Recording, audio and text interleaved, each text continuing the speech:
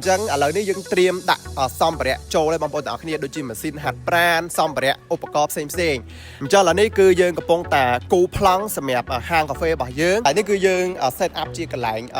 បោះបាល់បងប្អូនទាំងអស់គ្នាបាទកន្លែងបាល់បោះផ្សេងកន្លែងវ័យស័យផ្សេងបងប្អូនអាងហែទឹកនេះសម្រាប់កូនក្មេងហើយកន្លែងនេះសម្រាប់មនុស្សធំទីយើងដាក់ឲ្យប្រើប្រាស់រួមនៅខាងក្នុងគម្រោងទាំងអស់តែម្ដងបងប្អូនបាទសួស្តីបងប្អូនទាំងអស់គ្នាស្វាគមន៍មកកាន់វីដេអូថ្មីមួយទៀតហើយរដល់បងប្អូនធ្លាប់តែឃើញខ្ញុំបង្ហាញពីសកម្មភាពម៉ូដផ្ទះនៅក្នុងគម្រោងរបស់យើងក៏ដូចជាផ្ទះគំរូជាដើមថ្ងៃនេះគឺខ្ញុំនាំបងប្អូនមកមើលចំណុចពិសេសនៅចំកណ្ដាលនៃគម្រោងអមលក្រុមផ្សេងរបស់យើងតែម្ដងបងប្អូនមកអូខេបងប្អូនទាំងអស់គ្នាអញ្ចឹងនេះគឺជា Club House ដែលយើងបានបញ្ចប់ទៅលើការសាងសង់រួចរាល់បងប្អូនទាំងអស់គ្នាបាទអញ្ចឹងឥឡូវនេះយើងត្រៀមដាក់សម្ភារៈចូលឲ្យបងប្អូនទាំងអស់គ្នាដូចជាម៉ាស៊ីនហាត់ប្រាណសម្ភារៈឧបករណ៍ផ្សេងហើយយើងមានហាងកាហ្វេមួយទៀតបងប្អូនទាំងអស់គ្នាបាទនៅជាប់នឹង Club House របស់យើងហ្នឹងនេះបងប្អូននេះអញ្ចឹងឥឡូវនេះគឺយើងកំពុងតែគូប្លង់សម្រាប់ហាងកាហ្វេរបស់យើងបាទត្រៀមចូលបាទរៀបចំឲ្យបងប្អូនទាំងអស់គ្នាបាទហើយបើកាន់តែពិសេសបងប្អូនទាំងអស់គ្នា Club House របស់យើងហ្នឹងគឺមានកន្លែងវ័យបាល់កន្លែងវ័យស័យហើយមានអាងហែទឹកខ្នាតធំសម្រាប់ប្រើប្រាស់រួមនៅខាងក្នុងហ្នឹងទៀតតោះចង់ដឹងថាខាងក្នុងហ្នឹងមានអីខ្លះតោះយើងមកចូលតាមខាងក្រោយទៀតដោយសារមានសួរបងប្អូនបាទអញ្ចឹងចំហៀងនេះគឺយើងអាចចូលខាងមុខក៏បា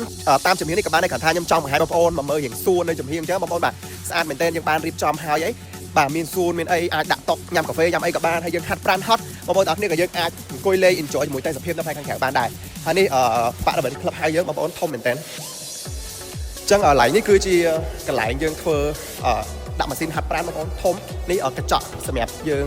ងកំងគេតែអត់ទាន់ដាក់ចូលបងប្អូនទាំងគ្នាបាទអត់ទាន់កាត់ហើយបាទចឹងឥឡូវនេះគឺ space ធំមែនតើបងប្អូនទាំងគ្នាមកឥឡូវយើងមកមើលហាងកាហ្វេអញ្ចឹងឥឡូវនេះគឺជា counter សម្រាប់ cashier គិតលុយបងប្អូនទាំងគ្នាបាទអូខេអញ្ចឹងនេះគឺជា space ហាងកាហ្វេដែលយើងកំពុងតែ design ប្លង់អត់ទាន់រួចរាល់បងប្អូន final អញ្ចឹងបងប្អូនមានទ្វារ order តាមច្រកនេះយើងចេញចូលតាមច្រកនេះបានកំងតាមនេះក៏បានដែរនិយាយទៅ special មែនតើហើយ view ស្អាតបងប្អូននេះមកឥឡូវយើងមកមើលពីខាងក្រៅបន្តិចវ៉ាវ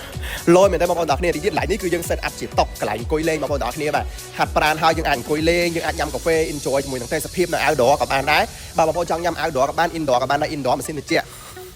ឡៃនេះគឺយើងមានអាងហែទឹកមួយបងប្អូនបាទលយមែនតើកប់សេរីបងប្អូនទាំងគ្នាបាទអញ្ចឹងនេះអាងហែទឹកខ្នាតធំហើយនេះគឺជាកន្លែងវ័យបាល់ហើយកន្លែងនេះគឺជាកន្លែងវ័យស័យទីទៀតខ្ញុំទៅថតនៅផ្នែកខាងក្រោមបងប្អូនមើលកាន់តែច្បាស់មកឥឡូវយើងចុះទៅខាងក្រោម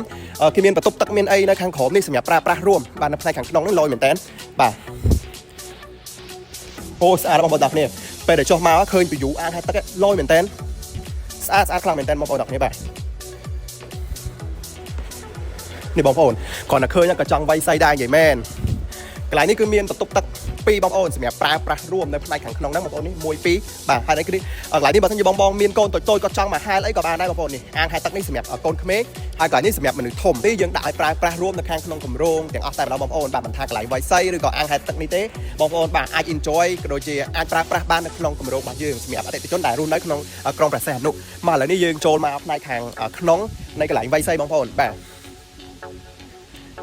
នោះបងប្អូនយើងមើលផ្ទះអតិថិជនតិចទៅគាត់ចូលនៅច្រើនគ្រួសារបងប្អូនទាំងគ្នាមកសូនផ្លូវលេខ1ហ្នឹងគឺភ្ញៀវចូលនៅពេញអស់ហើយក៏មានម្ចាស់អត់ដែរបាទហើយសូនផ្លូវលេខ3ក៏មានភ្ញៀវដែលកផ្ទះបដាបដាត្រៀមចូលរួមនៅដូចគ្នាមកឥឡូវយើងមកមើលខាងក្នុង Club House យើងបន្តិចមើលបាទវ៉ាវធំខ្លាំងមែនតើបងប្អូនទាំងគ្នាសម្រាប់បងប្អូនដែលគាត់ស្រឡាញ់កីឡាខ្ញុំជឿថាគាត់តែឃើញប៉ុណ្ណឹងគឺដឹងតែស្រឡាញ់ហើយចង់មករស់នៅនេះហ្មងដោយសារមានឧបករណ៍គ្រប់គ្រាន់អញ្ចឹងកន្លែងនេះគឺយើង set up ជាកន្លែង